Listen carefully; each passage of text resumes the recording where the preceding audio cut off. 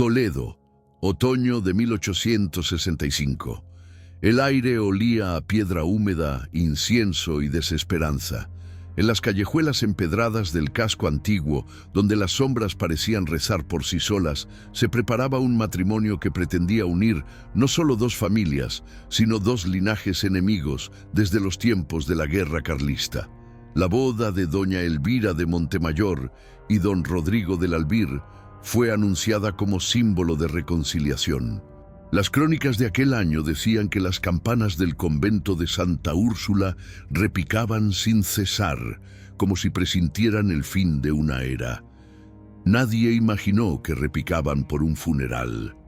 Elvira tenía apenas 23 años. Educada en tierras castellanas, hablaba más con sus pensamientos que con las personas. Decían que tenía la costumbre de escribir cartas a los muertos, cartas que guardaba bajo pétalos secos en un cofre de cedro. Rodrigo, en cambio, era un hombre de guerra, con cicatrices en el alma y una mirada llena de culpa. Su firma estaba manchada por decisiones tomadas durante la crueldad del conflicto civil. Era un matrimonio político, pero ambos fingían devoción, en apariencia, amor. La ciudad los observaba con esa mezcla de respeto y sospecha que Toledo reservaba para los poderosos. En la víspera de la boda, las lavanderas que trabajaban en las orillas del Tajo juraron ver el reflejo de una mujer vestida de blanco caminando sobre el río. Dijeron que su vestido no flotaba, se hundía lentamente, arrastrando consigo una corona de flores marchitas. Esa noche, el cielo se cubrió con un manto espeso de nubes. Los rumores corrieron más rápido que el viento, que el padre de Elvira había hecho pactos con monjes exiliados, que en la familia Albir existía una deuda de sangre que debía pagarse con una vida inocente y que la boda no era bendición, sino un sello destinado a encerrar algo que jamás debió despertar. A medianoche, una tormenta sin relámpagos sacudió los vitrales de la catedral. Dentro, los cirios se apagaron uno a uno, como si una mano invisible reclamara la oscuridad. La campana mayor repicó 13 veces. Nadie entendió por qué. Era el augurio de la unión que sellaría 3 generaciones, con un juramento que ni el tiempo ni la muerte podrían romper. La mañana del 15 de octubre de 1865 amaneció envuelta en una niebla que parecía brotar de las entrañas de Toledo. La catedral de Santa María la Blanca, con sus arcos mudéjares que susurraban secretos de siglos pasados, se erigía como testigo silencioso de la ceremonia. Familias enteras, vestidas con sedas y encajes traídos de Madrid, se apiñaban en los bancos de madera tallada. El aroma de rosas blancas y mirra flotaba en el aire, pero debajo de esa fragancia había un olor acre, como a metal oxidado. Elvira avanzó por el pasillo central, con el velo cubriéndole el rostro, sostenido por una corona de azahar que temblaba con cada paso. Su vestido, bordado con hilos de plata que representaban las iniciales entrelazadas de ambas familias, pesaba como una armadura. Detrás de ella, 6 damas de honor portaban velas que parpadeaban inquietas, como si el fuego luchara por no extinguirse. Rodrigo la esperaba al pie del altar, erguido en su frac negro, con la espada ceremonial de su linaje colgando a un lado. Sus ojos, duros como el acero toledano, se suavizaron por un instante al verla, o eso fingió. El obispo, un hombre anciano con la voz ronca por años de sermones contra los liberales, comenzó la misa con un tono solemne. En este día, ante Dios y la Santa Madre Iglesia, unimos no solo manos, sino destinos eternos, proclamó. Las palabras resonaban en las bóvedas, pero algo en el eco parecía distorsionado, como si la piedra misma se burlara de la santidad. Cuando llegó el momento de intercambiar los anillos, un viento repentino irrumpió por las puertas entreabiertas, apagando la mitad de las velas. Los invitados murmuraron oraciones, atribuyéndolo a una ráfaga traicionera del Tajo. Elvira extendió la mano, temblorosa. El anillo de Rodrigo, un aro de oro grabado con el escudo de los Albir, un lobo rampante, se deslizó en su dedo con un clic metálico que sonó demasiado fuerte en el silencio. «Con este anillo te desposo», dijo él, su voz firme pero con un matiz que solo ella percibió. «Duda». Ella respondió lo mismo, colocando en su dedo un anillo similar, pero con el emblema de los Montemayor, una paloma herida. En ese instante, un cuervo graznó desde el exterior, rompiendo la quietud. Alguien en la congregación se persignó. La bendición final estaba a punto de pronunciarse cuando ocurrió lo impensable. Rodrigo, al inclinarse para el beso nupcial, sintió un pinchazo agudo en la palma de la mano. El anillo de Elvira había cortado su piel, un corte limpio y profundo que dejó brotar sangre roja sobre el altar de mármol. No era un accidente, el interior del anillo tenía una astilla de vidrio oculta, un regalo de la familia Montemayor, según se susurraría después. Rodrigo retrocedió, pálido, mientras la sangre goteaba formando un charco irregular que parecía dibujar una runa antigua. El obispo palideció. «¡Sangre en el santo lugar!», exclamó, pero antes de que pudiera detener la ceremonia, Elvira cayó de rodillas, no por debilidad, sino por una visión que nadie más vio. Sombras alargadas emergiendo de las grietas del suelo, figuras de antepasados carlistas con ojos vacíos. Gritó un sonido que heló la sangre de todos. «El lobo devora a la paloma. No hay unión, solo cadenas». Rodrigo intentó levantarla, pero su mano manchada de sangre tocó el velo, tiñéndolo de escarlata. La multitud entró en pánico. Madres taparon los oídos de sus hijos, mientras los hombres de ambas familias se miraban con odio renovado. El obispo declaró la boda invalidada, pero era tarde. El juramento se había sellado no con palabras, sino con sangre. Afuera la niebla se espesó y las campanas repicaron de nuevo, esta vez como un lamento. Nadie vio cómo en el caos una figura encapuchada, quizás un sirviente leal a los Montemayor, vertió un vial de veneno en la copa de vino ceremonial que aguardaba para el banquete. Elvira, aún aturdida, bebió un sorbo para calmar sus nervios. El veneno actuó rápido. Convulsiones, espuma en los labios y un último susurro: «Mi voto eterno». Murió allí mismo, en el altar profanado, con el vestido blanco ahora salpicado de rojo. Rodrigo, horrorizado, huyó de la catedral, jurando venganza. Pero la maldición ya había nacido. Una novia inmortal, atada a generaciones de odios que el tiempo solo alimentaría. La boda que debía unir se paró para siempre, y en las noches de Toledo aún se oye el eco de un velo rasgándose en la oscuridad. El sol del atardecer teñía de sangre las murallas de Toledo cuando el cortejo fúnebre de doña Elvira de Montemayor avanzó por las calles angostas. Era el 16 de octubre de 1865, apenas 24 horas después de la tragedia en la catedral. El cuerpo de la novia, aún envuelto en su vestido nupcial manchado, reposaba en un ataúd de roble oscuro, adornado con rosas marchitas que parecían sangrar savia roja. La familia Montemayor, con rostros endurecidos por el duelo y la rabia, encabezaba la procesión. Detrás, a una distancia respetuosa pero cargada de tensión, seguían los Albir, representados solo por don Rodrigo, quien caminaba con la cabeza gacha, como si el peso de la culpa lo aplastara. La ciudad entera parecía contener la respiración. Las puertas de las casas se cerraban con cerrojos dobles y las mujeres se asomaban desde las rejas de los balcones, susurrando plegarias a la Virgen de la Esperanza. «Es una maldición carlista», decían las lavanderas junto al Tajo. «La sangre de la guerra no se lava con vino nupcial». Los monjes del convento de San Juan de los Reyes entonaban salmos en latín, pero sus voces se quebraban en el viento. como si las palabras se negaran a bendecir lo que ya estaba profanado.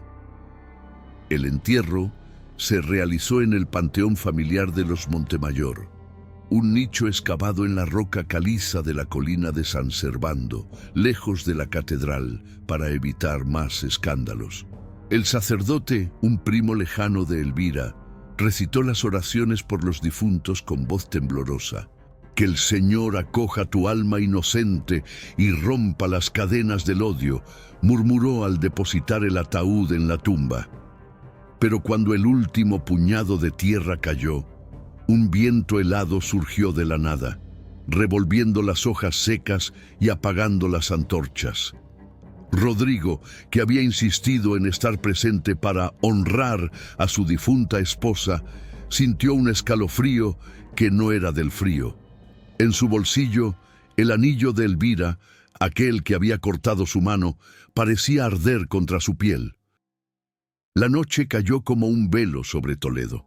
En la casa solariega de los Montemayor, la familia se reunió en el salón principal, iluminado por velas que proyectaban sombras danzantes en las paredes tapizadas de damasco.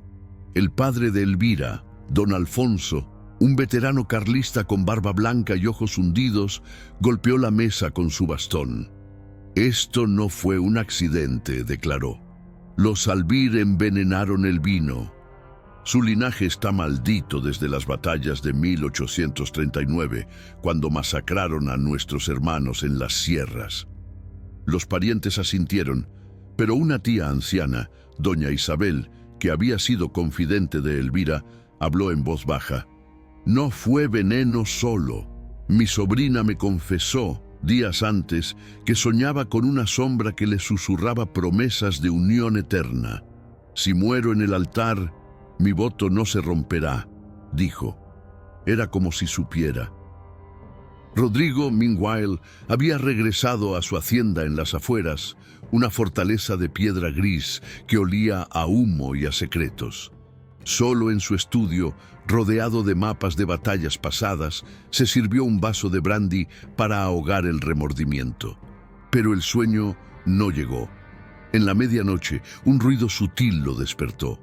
El roce de tela contra el suelo de madera. Se incorporó, con el corazón latiendo como un tambor de guerra. La puerta del estudio estaba entreabierta, y en el pasillo una figura etérea se movía. Era una mujer de blanco, con velo ensangrentado, que se desvaneció al acercarse la luz de la vela. «Elvira», susurró él, pero solo el eco respondió. Al amanecer, la primera señal de la maldición se manifestó. En la casa de los Montemayor, la doncella que velaba el ataúd juró haber oído un sollozo ahogado desde el interior de la tumba. Al abrirla, el cuerpo de Elvira estaba intacto, pero su mano derecha, la que había colocado el anillo, estaba extendida, como si intentara alcanzar algo. El anillo había desaparecido. Horas después, en la hacienda Albir, Rodrigo descubrió que el suyo propio, el del lobo rampante, ahora llevaba grabado un nuevo símbolo, una paloma herida, sangrante. Los rumores se extendieron como niebla por Toledo. «La novia no descansa», decían los artesanos en las forjas. «Su espíritu busca completar el voto y arrastrará a los descendientes al altar». Don Alfonso ordenó misas de exorcismo, pero los sacerdotes se negaban, temiendo la ira de la iglesia por profanar un entierro reciente. Rodrigo, por su parte, quemó las cartas de Elvira que había encontrado en su dote, pero las cenizas formaron en el suelo una silueta de novia, con brazos abiertos. Semanas después, la primera víctima cayó. La hermana menor de Rodrigo, prometida en un matrimonio arreglado para fortalecer alianzas, colapsó durante su propia ceremonia en una capilla cercana. No murió, pero en su delirio gritó: «La novia viene por mí, quiere mi velo». Su mano derecha sangraba, cortada por un anillo que nadie recordaba haberle dado. La maldición había comenzado.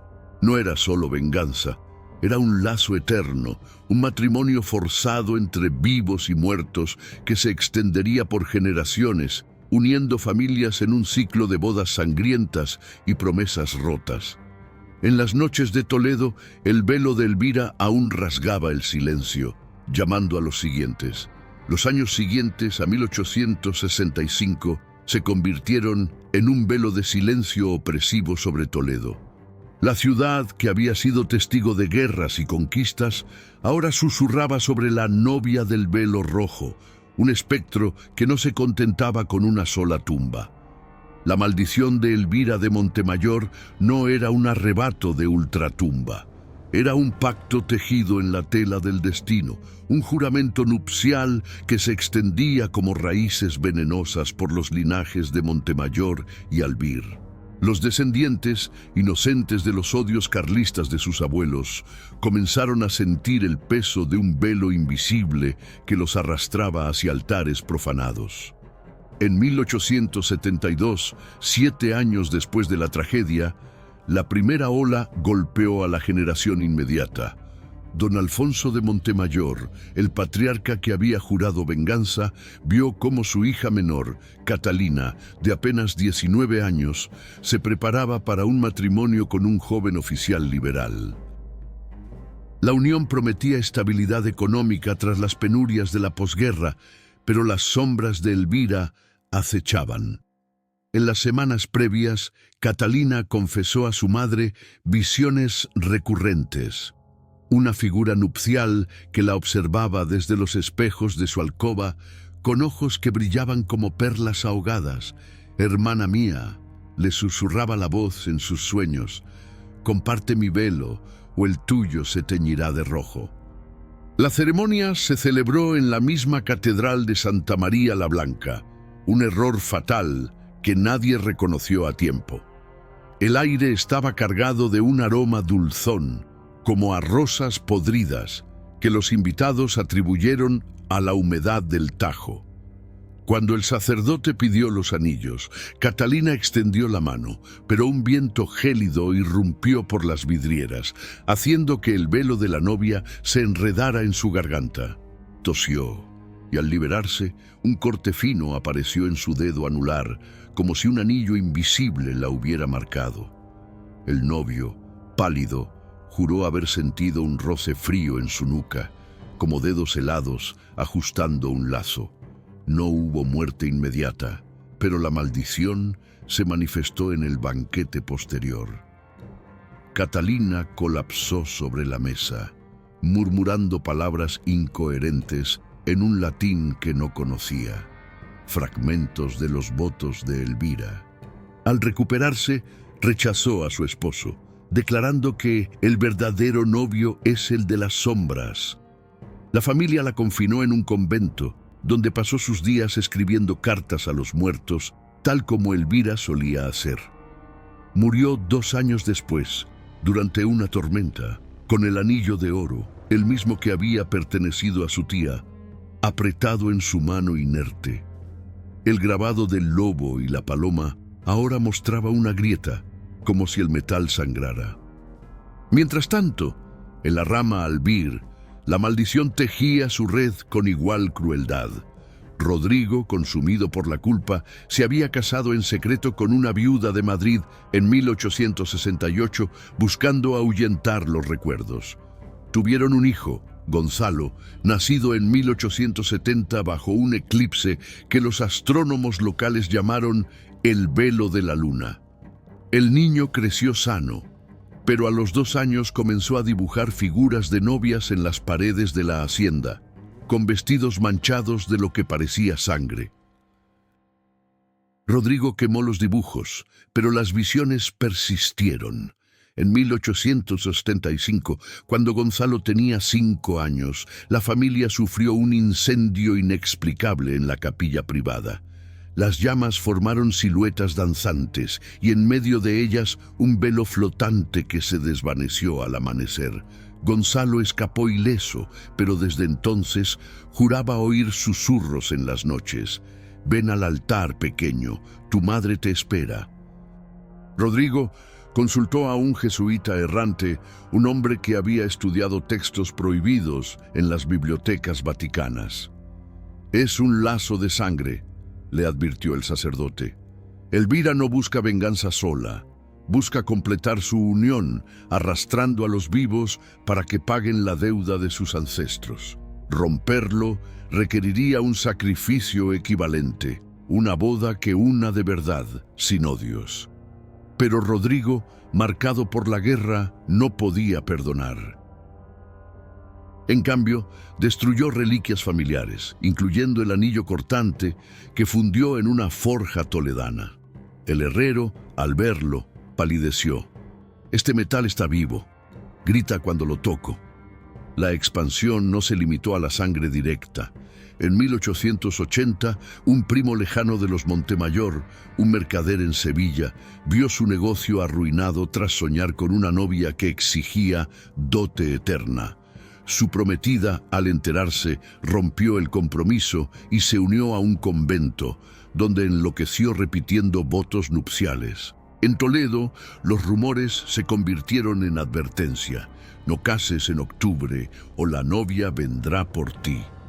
Las iglesias locales comenzaron a rechazar bodas en la Catedral Maldita, y los genealogistas de la época notaron un patrón. Descendientes de carlistas, unidos o no por matrimonio, sufrían pérdidas inexplicables, herederos que desaparecían en ríos, novias que enloquecían en altares. Para 1885, la segunda generación estaba diezmada. Gonzalo, ahora un joven de 15 años, recibió una carta anónima en su cumpleaños. Pétalos secos, envueltos en un fragmento de velo blanco con una nota en caligrafía antigua. «Tu turno en el altar se acerca». Rodrigo, enloquecido, se exilió a las montañas, pero la maldición lo siguió. Murió solo, con un anillo fantasma, apretando su dedo hasta el hueso. La novia inmortal no discriminaba. Su velo se extendía como niebla, envolviendo generaciones en un ciclo de promesas rotas y uniones forzadas. Toledo, testigo eterno, guardaba el secreto en sus piedras, esperando la tercera ola que golpearía con más fuerza cuando el siglo XX asomara sus luces modernas sobre las sombras del pasado. El nuevo siglo irrumpió en Toledo como un soplo de progreso, pero las sombras de 1865 se negaban a disiparse. En 1905, cuando las primeras luces eléctricas parpadeaban en las plazas y los automóviles rugían por las calles empedradas, la maldición de la novia inmortal encontró un nuevo lienzo: la modernidad misma. Los descendientes de Montemayor y Albir, ahora dispersos por la industrialización y las guerras mundiales, creyeron que el tiempo diluiría el lazo de sangre. Pero Elvira, atada a su velo eterno, adaptó su venganza a los cambios, tejiendo sus susurros en telégrafos, fotografías y promesas de un amor progresista que ocultaba horrores ancestrales. La tercera generación golpeó con sutileza en 1912. María del Albir, nieta de Rodrigo, era una joven maestra en una escuela laica de Toledo, símbolo de la España republicana que rechazaba supersticiones. A los 28 años se enamoró de un ingeniero andaluz, Javier Ruiz, en una exposición de ferrocarriles. Su boda, planeada para la primavera de 1913 en una capilla civil, lejos de la Catedral Maldita, parecía romper con el pasado. «Somos del Nuevo Mundo», le dijo a su madre, quien le advirtió sobre las historias de familia que nadie mencionaba. María rió, pero en las noches previas encontró un viejo daguerrotipo en el ático, una imagen borrosa de Elvira en su vestido manchado, con ojos que parecían seguirla. La ceremonia se celebró bajo un cielo claro, con invitados vestidos a la moda europea, trajes sastre y sombreros cloche. No había velos largos, solo un tocado moderno de encaje. Pero cuando Javier colocó el anillo en el dedo de María, un cortocircuito en las luces de la capilla las apagó por completo. En la oscuridad, ella sintió un roce frío, como tela rasgando su piel. Al encenderse las bombillas, un corte fino apareció en su mano, y el anillo, comprado en una joyería madrileña, ahora llevaba un grabado inesperado: lobo y paloma entrelazados. «Debe ser un defecto de fábrica», murmuró Javier, pero María palideció al reconocer el símbolo de las leyendas familiares. La luna de miel en las costas de Valencia fue el comienzo del verdadero terror. En el hotel, María soñó con una novia que la invitaba a completar el voto. Despertó con moretones en el cuello, como marcas de un lazo apretado. Javier, escéptico, consultó a un psiquiatra en Madrid, quien diagnosticó histeria nerviosa, común en mujeres de la época. Pero las visiones persistieron, espejos que reflejaban no su rostro, sino el de Elvira, susurrando: «Tu unión es mía, devuélveme mi novio». En 1914, con el estallido de la Gran Guerra, Javier fue llamado a filas. Murió en las trincheras francesas. Su última carta a María hablaba de una figura blanca que lo visitaba en las noches de combate, ofreciéndole paz eterna en el altar. María regresó a Toledo viuda, pero la maldición no la soltó. En 1920, durante la efervescencia de la dictadura de Primo de Rivera, se vio envuelta en un escándalo, acusada de envenenar a un pretendiente que la cortejaba. No murió, pero el corte en su mano se infectó, formando una cicatriz en forma de velo. Pasó sus últimos años en un asilo, escribiendo memorias que la familia quemó. Relatos de cómo Elvira prestaba su velo a las novias modernas, forzándolas a revivir el trauma en sueños colectivos. En la rama Montemayor, la modernidad trajo horrores igualmente insidiosos. Carlos de Montemayor, bisnieto de don Alfonso, era un empresario textil en los años 20, enriquecido por la exportación de sedas a Europa. En 1925 se casó con una actriz de cine mudo, Lucía Vargas, en una boda fastuosa en el Teatro Rojas. La prensa local la llamó la Unión del Progreso, pero durante la recepción un proyector de películas falló, proyectando sombras que formaron la silueta de una novia danzando en la pantalla. Lucía, supersticiosa pese a su fama, sintió un pinchazo en el dedo al intercambiar votos. «Es solo nervios», dijo, pero esa noche, en la suite nupcial, oyó rasguños en la pared, como uñas arañando tela. La pareja prosperó al principio, pero la maldición se infiltró en su vida como niebla industrial. En 1929, con el crack bursátil, Carlos perdió su fortuna. Lucía comenzó a tener alucinaciones, visiones de Elvira en los rollos de seda de la fábrica, tejiendo velos infinitos. Intentaron huir a Barcelona, pero en el tren, Lucía encontró un paquete anónimo, pétalos secos y un fragmento de encaje manchado. «Tu velo me pertenece», decía una nota en caligrafía antigua. En 1931, Lucía desapareció durante un rodaje en las sierras toledanas. Su cuerpo fue hallado días después, ahogado en un arroyo, con un anillo extraño en el dedo y el cuello marcado por un lazo invisible. Carlos, arruinado y solo, se suicidó en 1935, dejando una nota: «La novia eterna no permite divorcios». La Guerra Civil Española de 1936 a 1939 amplificó el caos. Descendientes de ambos linajes, ahora divididos por bandos opuestos, republicanos contra nacionales, sufrieron pérdidas inexplicables. Un sobrino de María, soldado en el frente, juró ver a Elvira en las trincheras, ofreciendo matrimonio con la muerte a los heridos. Las bodas se volvieron raras en las familias. Las mujeres solteras eran confinadas, temiendo el velo. En 1940, bajo el franquismo, un sacerdote local intentó un exorcismo secreto en la catedral, pero el altar se agrietó durante la ceremonia y el oficiante enloqueció, gritando sobre un lazo que une vivos y muertos. Para mediados de siglo, La maldición había evolucionado. Ya no solo altares antiguos, se manifestaba en fotos de bodas que se desvanecían, radios que emitían sollozos nupciales y sueños compartidos entre primos lejanos. Toledo, ahora con tranvías y cines, guardaba el secreto en sus archivos polvorientos. La novia inmortal, indiferente al progreso, esperaba la cuarta generación, los hijos del posguerra, para tejer su red en una era de reconstrucción que ocultaba heridas más profundas. El siglo XXI trajo a Toledo una fachada de normalidad. Turistas con cámaras digitales posando ante la catedral, redes sociales compartiendo selfies en las murallas y una España integrada en la Unión Europea que parecía haber enterrado los fantasmas del pasado. Pero la maldición de la novia inmortal, tejida en 1865 con hilos de odio carlista, encontró en la era digital un nuevo altar.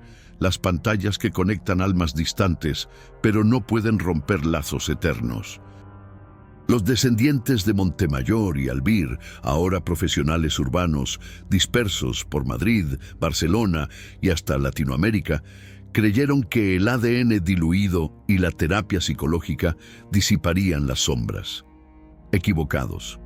Elvira, espectro atemporal, se infiltró en apps de citas, videos virales y mensajes de texto, recordando que su voto nupcial trascendía el tiempo. La cuarta generación se manifestó en 2005, cuando Elena Albir, una periodista de 32 años nacida en Toledo, pero radicada en Madrid, descubrió su herencia familiar a través de un test de ADN online. El resultado la conectó con los linajes malditos, pero lo descartó como superchería histórica. En 2008, durante la crisis económica que azotó España, Elena conoció a Diego Montemayor en una app de citas. Él, un arquitecto freelance de Barcelona, descendiente lejano de don Alfonso, buscaba estabilidad en un mundo incierto. Su romance floreció en chats nocturnos y fines de semana robados en Toledo. «Somos el puente entre el pasado y el futuro», bromeaba Elena, ignorando que su unión revivía exactamente el conflicto de 1865. Planeaban una boda civil en 2010, en un salón moderno del ayuntamiento toledano, con invitados vía Zoom para los parientes expatriados. Nada de velos tradicionales. Elena optó por un vestido minimalista de seda blanca, símbolo de igualdad. Pero en la víspera, mientras revisaba fotos antiguas en su laptop, un archivo corrupto se abrió solo. Una imagen granulosa de Elvira en el altar, con ojos que parpadeaban como en un video. Elena sintió un escalofrío y cerró la pantalla, atribuyéndolo a un virus informático. Esa noche soñó con una novia que le susurraba: «Tu anillo es mío, completa el voto, o lo haré yo». La ceremonia transcurrió bajo luces LED y música electrónica suave. Cuando Diego deslizó el anillo en el dedo de Elena, un diseño contemporáneo de platino, la pantalla del proyector de la boda se congeló, mostrando una interferencia estática que formó la silueta de un velo rasgándose. Los invitados rieron, pensando en un fallo técnico, pero Elena sintió un pinchazo agudo, un corte fino en su dedo, y el anillo ahora reflejaba un grabado fantasma, lobo y paloma entrelazados. «Debe ser la luz», murmuró Diego, pero su teléfono vibró con un mensaje anónimo. Pétalos digitales en un emoji, seguido de «Tu unión me pertenece». La luna de miel en las Islas Baleares fue el detonante. En el hotel, Elena comenzó a recibir notificaciones push inexplicables. Fotos de bodas antiguas apareciendo en su feed de Instagram con captions en caligrafía antigua. «Ven al altar eterno». Diego, escéptico, instaló un antivirus, pero las visiones escalaron. Elena despertaba con moretones en el cuello, como marcas de un lazo virtual, y soñaba con Elvira navegando por perfiles de citas eligiendo parejas para arrastrarlas a su red. En 2012, durante una cena familiar en Toledo, Diego colapsó al ver su reflejo en un espejo, no su rostro, sino el de Rodrigo, con ojos acusadores. «La novia viene por nosotros», balbuceó antes de desmayarse. La pareja buscó ayuda moderna. Un terapeuta en Madrid diagnosticó estrés postraumático colectivo, común en familias con historias de guerra. Pero Elena, investigando en archivos digitales de la Biblioteca Nacional, encontró documentos escaneados de 1865, cartas de Elvira a los muertos, mencionando un lazo que une generaciones vía sangre y promesas. En 2015, con el auge de las redes sociales, la maldición se viralizó sutilmente. Primos lejanos de ambos linajes reportaron sueños compartidos en foros anónimos. «Sueño con una novia que me obliga a casarme con la muerte». Una prima de Elena, en México, donde la ubicación de tu canal resuena, canceló su boda tras ver un video TikTok glitch que mostraba velos sangrientos. En 2020, la pandemia amplificó el horror. Confinados, Elena y Diego planearon una renovación de votos online, pero la transmisión se cortó en el momento de los anillos. La cámara capturó una sombra etérea detrás de ellos, con velo flotante. Diego, ahora obsesionado, rastreó genealogías en Ancestry.com y descubrió que su unión era la quinta iteración del ciclo maldito. Intentaron un ritual laico, quemar fotos familiares en una fogata virtual, pero el humo del incienso formó siluetas nupciales en la pantalla. Elena, al borde del colapso, recibió un email de un remitente desconocido. «El velo se acerca, completa mi boda o la tuya se romperá para 2025, año actual en nuestro relato. La maldición ha evolucionado a amenazas cibernéticas. Descendientes remotos reciben deepfakes de Elvira invitándolos a bodas eternas en Zoom». Elena, separada de Diego por el miedo, vive en Toledo, evitando espejos y apps. Un último caso. Su sobrina, una influencer de 25 años, planea una boda en directo en Instagram. Durante la prueba del vestido, el live se hackeó y miles de viewers oyeron un susurro. «Comparte mi velo». La joven canceló todo, pero el corte en su dedo permanece. La novia inmortal prospera en la era digital. Su lazo trasciende continentes tejiendo redes invisibles que unen vivos y muertos. Toledo, ahora un hub turístico con Wi-Fi en cada plaza, guarda el secreto en sus servidores ocultos. La quinta generación, los millennials y Gen Z, se acerca al altar ignorando que el progreso solo ha dado a Elvira más velos para envolverlos.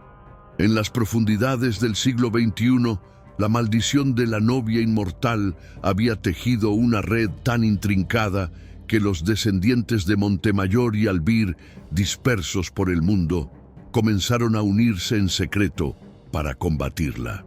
No era solo un espectro romántico, era un lazo ancestral que devoraba voluntades, forzando uniones profanadas que perpetuaban el odio carlista de 1865.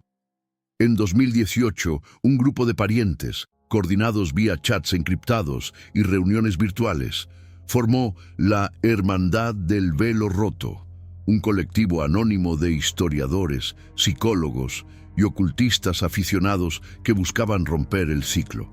Su mantra: «El voto se selló con sangre, solo sangre pura y perdón lo disolverá». Pero Elvira, guardiana eterna de su altar, convertía cada intento en un fracaso que fortalecía su agarre, recordando que algunas promesas nupciales son más fuertes que la fe o la ciencia. El primer esfuerzo fue liderado por Elena Albir, la periodista viuda de la era digital, quien en 2019 organizó un ritual laico en las ruinas de la antigua hacienda Albir, ahora un sitio histórico abandonado en las afueras de Toledo. Reunió a 7 descendientes, 4 de cada linaje, armados con documentos genealógicos impresos y un terapeuta que guiaba una meditación de liberación colectiva. El plan: recrear la boda de 1865 sin anillos ni velos, intercambiando en cambio cartas de perdón escritas a mano, quemándolas en una pira simbólica para disolver la deuda de sangre. Bajo la luna llena de octubre, se congregaron en el jardín cubierto de maleza, donde el aire olía a tierra húmeda y recuerdos olvidados. Elena leyó en voz alta: «Perdonamos los odios de nuestros abuelos. El lazo se rompe aquí y ahora». La ceremonia comenzó con calma. Cada participante firmó un pacto de no agresión familiar, sellándolo con una gota de sangre de un dedo pinchado, un eco controlado del corte original. Pero cuando las cartas ardieron, el fuego se avivó de forma inexplicable, formando espirales que proyectaron sombras en las paredes derruidas, siluetas de novias danzando, con velos que se extendían como tentáculos. Un viento helado apagó la pira y los papeles chamuscados revelaron palabras nuevas, no escritas por ellos. «Mi voto es eterno, vuestra sangre me nutre». Elena sintió un roce en el cuello, como un lazo ajustándose, y uno de los participantes, un primo de México, conectado vía videollamada, colapsó en su pantalla, murmurando sobre una novia que lo invitaba al altar virtual. El ritual falló, y en las semanas siguientes, 2 miembros sufrieron accidentes, un corte infeccioso en la mano y un divorcio repentino, como si Elvira reclamara su dote de promesas rotas. No desanimados, la hermandad recurrió a la tradición eclesiástica en 2021, durante la Semana Santa toledana. Un sacerdote retirado, Padre Lorenzo, un erudito en exorcismos históricos que había estudiado los archivos vaticanos sobre apariciones nupciales, accedió a un rito privado en la cripta de la Catedral de Santa María la Blanca. El grupo, ahora de 10 personas, llevó reliquias: el anillo fundido de Rodrigo, reconstruido de fragmentos encontrados en excavaciones, y pétalos secos de rosas del siglo XIX. El padre, con voz grave y crucifijo en mano, invocó: «En nombre de la Virgen, deshacemos el lazo profano, que la sangre de Cristo lave la de Elvira». Esparcieron agua bendita sobre un altar improvisado, recitando salmos contra espíritus inquietos. La atmósfera se cargó de tensión, las velas parpadearon y un eco distante de campanas no programadas resonó en la cripta. Padre Lorenzo colocó el anillo en un cáliz, pero al hacerlo, un temblor sacudió el suelo, como si las piedras de Toledo protestaran. Sombras alargadas emergieron de las grietas, formando la figura de una novia que susurraba en latín. Fragmentos de votos carlistas mezclados con lamentos modernos. Elena, presente, vio en un espejo de la cripta su reflejo superpuesto al de Elvira, con ojos suplicantes: «Únete a mí o arrastra a los tuyos». El sacerdote colapsó, sufriendo un infarto que los médicos atribuyeron a estrés, pero él juró en su lecho de muerte haber sentido manos heladas, arrancando el crucifijo de su pecho. El anillo se agrietó solo, y los pétalos se marchitaron en minutos, liberando un aroma a rosas podridas. La Iglesia prohibió más intentos, clasificándolo como superstición peligrosa. El tercer intento fue profano y desesperado. En 2023, un descendiente tech-savvy de la rama Montemayor, un programador en Barcelona llamado Alex, desarrolló una app de exorcismo basada en IA. La herramienta analizaba genealogías y sueños reportados, generando rituales virtuales para romper lazos emocionales. La hermandad probó un evento global en Zoom, con participantes de España, México y Argentina, aprovechando la ubicación de tu canal para un toque latino.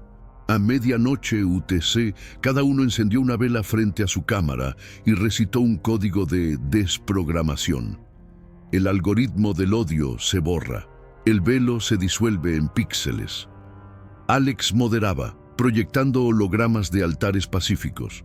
Pero la tecnología traicionó. En pleno ritual, la app se corrompió. Las pantallas mostraron deepfakes de Elvira invitando a bodas eternas personalizadas, con rostros de los participantes superpuestos a novios del siglo XIX. Las velas se apagaron simultáneamente y los chats se llenaron de mensajes fantasma. Tu turno en el altar. Alex sintió un pinchazo en el dedo al tocar su teclado y su computadora emitió un sollozo distorsionado, como un velo rasgándose en audio. Dos participantes desconectaron en pánico, uno reportando moretones en el cuello post-sesión. La app fue hackeada esa noche, borrando datos y dejando un archivo final. Una foto de Elvira con la leyenda «El lazo es código eterno». Cada fracaso fortalecía la maldición. Los intentos no solo fallaban, devolvían ecos amplificados. Elena, ahora líder agotada, encontró en 2024 un diario oculto de Elvira en un archivo digitalizado. Mi sacrificio no fue en vano. Cada unión rota alimenta mi velo, hasta que el último descendiente complete el voto. La hermandad se disolvió, sus miembros aislados por miedos crecientes. Un sacrificio final se planeó en secreto, una boda simbólica de perdón entre linajes, pero Elvira, vigilante, envió presagios, sueños compartidos de altares sangrientos. Los esfuerzos humanos, ya fueran de fe, ciencia o tradición, chocaban contra un muro invisible. La novia inmortal no buscaba destrucción total, quería testigos eternos para su soledad nupcial. Toledo, con sus murallas que resisten siglos, susurraba la lección. Algunas maldiciones no se rompen, se heredan, esperando el momento en que el velo envuelva al último hilo de la familia. Hoy, en 2025, Toledo se erige como un laberinto de piedra y luces LED, donde los turistas posan ante la Catedral de Santa María la Blanca sin saber que sus selfies capturan ecos de un velo invisible. La maldición de la novia inmortal, nacida en el otoño sangriento de 1865, no ha sido disuelta, ha mutado, convirtiéndose en un susurro digital que trasciende fronteras desde las callejuelas empedradas hasta las pantallas de México y más allá. Los descendientes de Montemayor y Albir, ahora una diáspora global de profesionales anónimos, viven con el peso de un lazo que no se ve, pero se siente en cada compromiso, en cada sí, acepto, que resuena como un eco profano. Elvira de Montemayor, la novia que murió en el altar para sellar su voto eterno, no busca solo venganza, anhela compañía en su soledad espectral, arrastrando generaciones a un matrimonio con la muerte que nadie puede anular. El legado se manifiesta en formas sutiles, pero implacables. En 2024, una bisnieta de Elena Albir, llamada Sofía, una estudiante de arte en Madrid de 23 años, descubrió su herencia a través de un podcast sobre leyendas toledanas. Intrigada, visitó la ciudad durante las fiestas de Corpus Christi, donde las calles se visten de tapices y procesiones. En una noche de insomnio en un hostal antiguo, Sofía encontró un colgante olvidado en su habitación. Un medallón con el grabado de lobo y paloma, que al abrirlo reveló una miniatura descolorida de Elvira. Esa noche soñó con una boda interminable, ella misma en el altar, con un velo que se extendía como código binario, conectando rostros de ancestros hasta perderse en la niebla del Tajo. Sofía, escéptica de la era TikTok, compartió el sueño en un hilo de Reddit anónimo, titulado La novia que no muere, ¿leyenda real en Toledo? Las respuestas llegaron como un torrente, relatos de primos lejanos en Argentina y México, eco de tu canal, Natsha, donde estas historias resuenan en noches latinas, describiendo visiones similares. Uno mencionaba una boda cancelada en Guadalajara tras un glitch en la app de invitaciones, donde el RSVP se convirtió en Acepto el velo eterno. Sofía investigó más, contactando a un historiador local que le mostró archivos desclasificados, documentos carlistas de 1865 que hablaban de pactos nupciales con sombras, rituales donde familias enemigas sellaban paces con sacrificios simbólicos.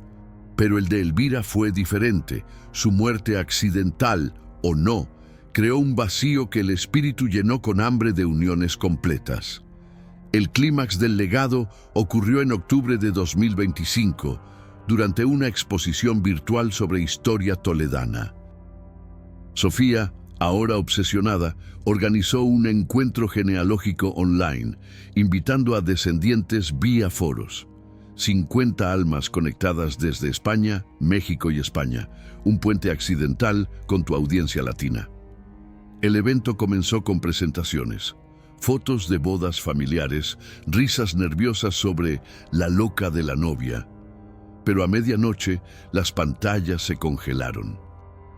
En cada feed apareció la misma imagen glitch, Elvira en el altar, extendiendo la mano hacia los viewers con un velo que se desplegaba como un virus digital.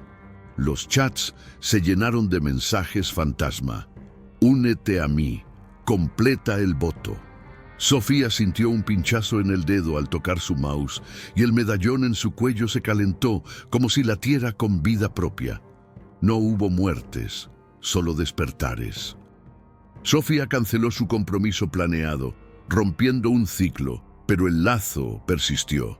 En sueños colectivos reportados post-evento, los participantes oyeron campanas repicando 13 veces, el número del augurio original. El historiador, al revisar grabaciones, encontró anomalías. Voces superpuestas en latín, susurrando, el odio carlista no muere, se casa. La Hermandad del Velo Roto, disuelta pero renacida en chats privados, concluyó que romper la maldición requeriría un acto imposible, una boda real entre los últimos descendientes, sin miedo ni rencor, en el mismo altar de 1865. Pero nadie se atreve. En cambio, viven vigilantes, evitando octubre y espejos, sabiendo que Elvira espera, paciente como la piedra toledana. La advertencia final resuena en las noches de Toledo y en las pantallas del mundo. El amor, cuando se tiñe de sangre y odio, no termina en la muerte. Se convierte en eterno, un velo que envuelve generaciones, recordándonos que algunas promesas, hechas en altares profanados, trascienden el tiempo. Si alguna vez sientes un roce frío en tu cuello durante un compromiso, o ves un velo en tu reflejo que no es tuyo, recuerda la novia inmortal.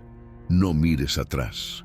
No digas sí sin pensar en el eco de 1865. Y en las calles empedradas, donde el Tajo murmura secretos, las campanas aún repican, esperando la próxima unión.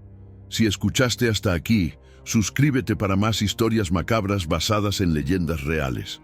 ¿Has vivido algo similar? Cuéntame en los comentarios. Buenas noches y cuida tu velo.